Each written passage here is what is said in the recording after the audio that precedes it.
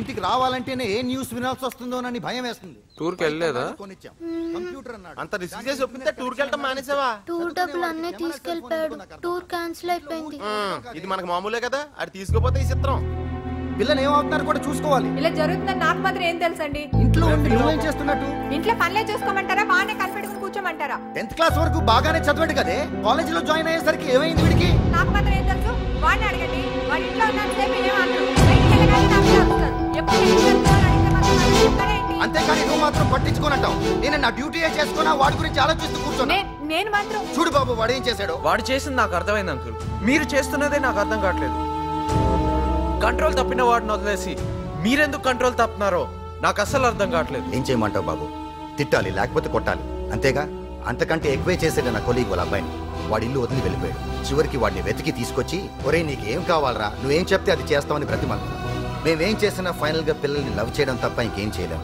అందుకే ఏం చేయాలో తెలియక మాలో మేము తిట్టుకుంటూ కాంప్రమైజ్ అయి బతుకుతున్నాం.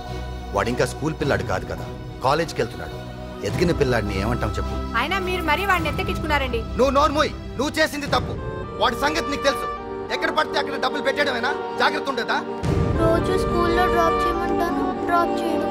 ఫస్ట్ డే ఫస్ట్ షో సినిమాకి తీసుకెళ్ళమంటాను, తీసుకెళ్ళు. వీడి ఫస్ట్ టైం కదా, ఎక్కువ ఫీల్ అయిపోతున్నట్టున్నాడు. అయిపోయిందా? నువ్వు అసలు ఏం పట్టించుకోక. ఇలాంటి నీ ఫేవరెట్ హీరో హృతిక్ రోషన్ గారి సినిమా ఫస్ట్ డే మార్నింగ్ షోకి నీ తమ్ముడిని తీసుకెళ్తున్నాడు. నచ్చలేదు. ఏంటి? మీ బావగారిని వాడు వీడు అన్నా నాకు నచ్చలేదు. అబ్బో, హృతిక్ బావ గారు అనాలా? రై, ఇంటికాడ నుంచి ఫోన్ రా.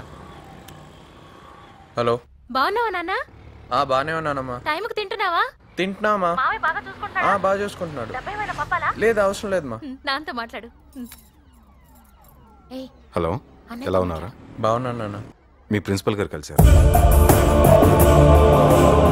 16 వస్తే ఆంధ్ర వాళ్ళందరినీ ఎల్లగొడతారన్నా ఇటుకెళ్ళి. మరి అంతే కదా. ఏంటి అంతే కదా? ఏంటి వెళ్ళిపోమంటే వెళ్ళిపోతారు. ఇటు మోటార్ ఇక్కడేం చేస్తున్నారా? అన్నయ్య కాలేజ్కి వచ్చే టైం అయింది, రండి.